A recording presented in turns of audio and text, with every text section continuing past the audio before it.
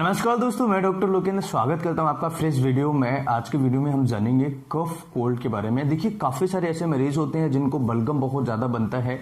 पीले कलर का बलगम बनता है, हरे कलर का बलगम बनता है और उनके पीछे के गले के हिस्से में गिरता रहता है। आपने कभी महसूस किया है घर में किसी न किसी को ये समस्या होती है, घर में किसी न किसी को ये समस्या से जूझना पड़ता है। कई बार हमारे छोटे बच्चे होते हैं, उनको ये समस्या होती है, बुजुर्ग जो हैं हमारे, उनकी समस्या होती है। तो आप इससे कैसे छुटकारा पाएं, आज के इस वीडियो में मैं 101% आपको ऐसे मेडिसिन बताने वाला हूं जो आपको बहुत अच्छे रिजल्ट्स भी देगी और आपको हमेशा के लिए इससे छुटकारा भी देगी। तो इस वीडियो को अंत तक जरूर देखिए। वीडियो अच्छा लगे तो लाइक एंड शेयर करें। सबसे पहले समझ लेते हैं ये समस्या होती क्या है। देखिए, सबसे पहला जो कारण होता है एलर्जी। अगर किसी को एलर्जी की शिकायत रहती है तो उन मरीजों को काफी सारी ऐसी प्रॉब्लम रहती है, जो बलगम बनना, हरे कलर की बलगम बनना या फिर उनको पीले कलर की बलगम बनना, ये बना रहता है। और यहां पर बेसिकली जो हम शब्द यूज करते हैं वो होता है कफ बनना। तो देखिए, कफ बनना एक अलग मैटर हो गया और बलगम बनना एक अलग मैटर हो गया। जो हम मेडिकल लैंग्वेज में यूज करते हैं, कफ का मतलब होता है खांसी होना, बलगम का मतलब होता है स्पुटम होना। तो आपको जो बलगम बनता है आप उसे बोलते हैं कफ बनना, लेकिन हमारी नजर में वो होता है बलगम यानी स्पुटम बनना। तो आपको जो स्पुटम बन रहा है यानी बलगम जो बन रहा है आपको, या आपकी भाषा में कहें तो जो कफ आपको बन रहा है, वो उसे खत्म करने के लिए बहुत ही अच्छे और कमाल के अच्छे बेस्ट रिजल्ट इस मेडिसिन में आपको मिलेंगे। चाहे वो बच्चा हो या वो एडल्ट हो या वो हमारे बुजुर्ग हो, तो ऐसे सिचुएशन में आप किसी भी प्रकार से इस मेडिसिन का यूज करके अपनी समस्या को हमेशा के लिए छुटकारा दे सकते हैं। तो यहां पर जो जिनको बलगम बनता है और जिनको साइनसाइटिस होती है, साइनस की वजह से जिनको बलगम बनता है, और जो बलगम बनता है वो पीले कलर का होता है, ये कैरेक्टरिस्टिक सिम्टम्स होता है इस मेडिसिन का।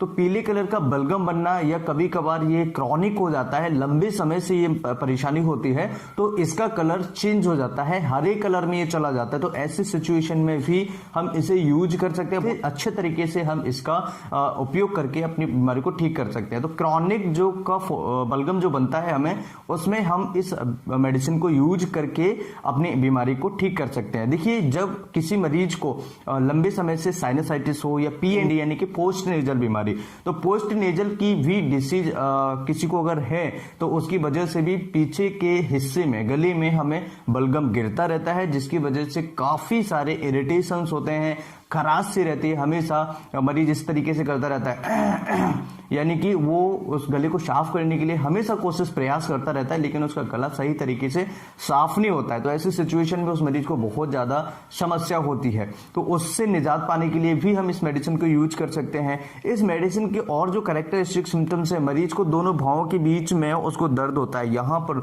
दर्द होता है, इसे हम बोलते हैं रूट ऑफ नोज। तो इस जगह पर उनको बहुत ज्यादा दर्द होता है। कई बार उनको ऐसा सर होता है कि बहुत कंजेस्टेड हो गया है, यहाँ पर उनको दर्द हल्का हल्का ऐसा लगता है कि कुछ पक गया है। तो ये सारे चीजें जो होती हैं वो साइनसिस की वजह से होती हैं। और स्पेशली फ्रंटल साइनस जो होता है, फ्रंटल साइनस जो होता है उसमें बहुत ज्यादा इफेक्टिव ये मेडिसिन है। तो फ्रंटल साइनस में क्या होता है कि हमारा दर्द पहले यहाँ रहेगा, फिर उसके बाद में या तो लेफ्ट साइड में शिफ्ट हो जाएगा या राइट साइड में शिफ्ट हो जाएगा, जिसकी वजह से आपको या तो दाहिने हाथ के सर में दर्द होगा या फिर आपको लेफ्ट की साइड में आपको दर्द होगा सिर में। तो इस तरह के जो सिम्टम्स होते हैं ये आपको साइनसाइटिस के, फ्रंटल साइनस के सिम्टम्स होते हैं। कई बार मरीज को उल्टियां आ जाते हैं, कई बार मरीज को सिर में दर्द इतना ज्यादा सीवियर हो जाता है कि उसको लगता है माइग्रेन का सिर दर्द है, लेकिन वो माइग्रेन का होता नहीं है, वो फ्रंटल साइनसिस का दर्द होता है, जिसमें आप इस मेडिसिन को यूज करके अपनी बीमारी को ठीक कर सकते हैं। इसके अलावा जिनको खांसी के साथ में बलगम निकलता है, यानी कि खांसी जिनको बहुत दिनों से और उनको बलगम निकलता है, तो उसको भी आप ठीक कर सकते हैं, जिनमें पीले कलर का बलगम निकलता है। और इस मेडिसिन का और अच्छा कैरेक्टरिस्टिक समझे तो यहाँ पर जो बलगम होता है वो चिपका हुआ होता है, मतलब कि स्टिकी होता है। मतलब सीधा मतलब ये समझे कि जैसे बच्चों को खांसी होती है, बच्चों को जो बलगम निकलता है, तो आप उनको जब बलगम हटाएंगे तो वो लंबी सी एक धारी बन जाती है, उसकी लंबा सा तार टाइप का बन जाता है जो खिंचता हुआ चला जाता है, खिंची हुई जो बलगम होती है वो चली जाती है। तो ऐसी सिचुएशन में आप इसका यूज करके इसके बहुत अच्छे कैरेक्टरिस्टिक सिम्टम सिम्टम्स हैं जो, जिससे आप अच्छे तरीके से यूज करके इस मेडिसिन का और अपनी बीमारी से फायदा ले सकते हैं, अपनी बीमारी को हमेशा के लिए खत्म कर सकते हैं। तो यहाँ पर कुछ सिम्टम्स हमने समझे। पीले कलर का बलगम होना, बहुत ज्यादा क्रॉनिक समस्या होने पर भी ये पीला हो जाता है, पका हुआ जिसे हम कहते हैं। आपने सुना होगा ना, पका हुआ जुकाम है। तो पका हुआ जुकाम जो होता है वो क्रॉनिक कंडीशन, जब लंबे समय तक हम ध्यान नहीं देते हैं तो ये पका हुआ जुकाम लंबे समय तक चला जाता है। कई लोग ऐसे होते हैं जिनको 5-6 दिन में ही पक जाता है। 5-6 दिन में पक जाता है मतलब कि कई लोग जो रूटीन में उनको जुकाम खांसी हुआ, उसके बाद में 5-6 दिन में उनको जो बलगम होता है वो पीले कलर का हो जाता है। तो हम बोलते हैं कि जुकाम इसको पक गया है, अब इसको निकल जाने दो। तो ऐसी सिचुएशन में भी हम इस मेडिसिन का यूज कर सकते हैं। क्रॉनिक जो आपको खांसी है उसकी वजह से बलगम आ रहा है, उसमें भी हम इसे यूज कर सकते हैं। फ्रंटल साइनस में जो आपको जो स्पुटम भर जाता है, म्यूकस भर जाता है, उसमें उसको भी निकालने में मदद करता है। जो दर्द होता है उसे ठीक करता है। इसके अलावा जो बलगम पीएनडी की वजह से बन रहा है आपको, यानी पोस्ट नेजल ड्रिप या पोस्ट नेजल डिस्चार्ज की वजह से बन रहा है, उसमें भी आप इसे यूज करके अपनी बीमारी को ठीक कर सकते हैं। तो पोस्ट नेजल के बारे में मैं हालांकि वीडियोस बना चुका हूं, अगर आपने नहीं देखा है तो आई बटन में आपको वीडियोस मिल जाएगा, वहां पर आप देख के अच्छे तरीके से अपनी पोस्ट नेजल की बीमारी को ठीक कर सकते हैं। बार बार बलगम बनना या फिर कोई और समस्या, तो जमी हुई बलगम को ये निकालने में बहुत ज्यादा हेल्पफुल है।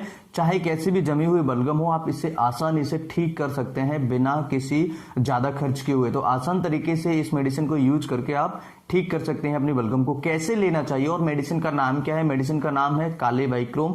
तो कालीबाइक्रोम जो मेडिसिन है मैं ऑलरेडी पहले बता चुका हूं, लेकिन इसके छाती में जमी हुई बलगम या फिर जो गले में जमी हुई बलगम को आसानी से निकालने में मदद करता है। ये कालीबाइक्रोम मेडिसिन को 30 पोटेंसी में आपको पहले 10 से 15 दिन आप ले सकते हैं, 2-2 ड्रॉप्स दिन में 3 बार, 2-2 3-3 ड्रॉप आप आसानी से ले सकते हैं। उसके बाद में आप 15 दिन के बाद में उसे बंद करके 200 पोटेंसी लीजिएगा, करीबन 1 महीने, दिन में 2 बार। 200 पोटेंसी को दिन में 2 बार लेना है 1 महीने तक, और जो 30 पोटेंसी है उसे 10 से 15 दिन आप ले सकते हैं केवल दिन में 3 बार। इसके बाद में धीरे धीरे आपको ठंडी वंडी चीजें खाना बंद करनी होंगी, जिसकी वजह से आपको एलर्जी है वो उस चीज को हटाना होगा और आपकी समस्या इस मेडिसिन से ठीक हो जाएगी हमेशा परमानेंटली। तो आपको किसी भी चीज से डरने की जरूरत नहीं है। और अगर किसी मरीज को 70% to 80% आराम मिल गया है 1 महीने की दवाई से, तो उस मरीज को कम से कम 1 महीने दवाई और रिपीट मारनी चाहिए। 1 महीने 200 पोटेंसी को और ज्यादा लेना चाहिए, जिससे कि वो उसकी बीमारी ठीक हो सके। जिन मरीजों को 1 महीने में 50% आराम मिलता है या 40% आराम मिलता है,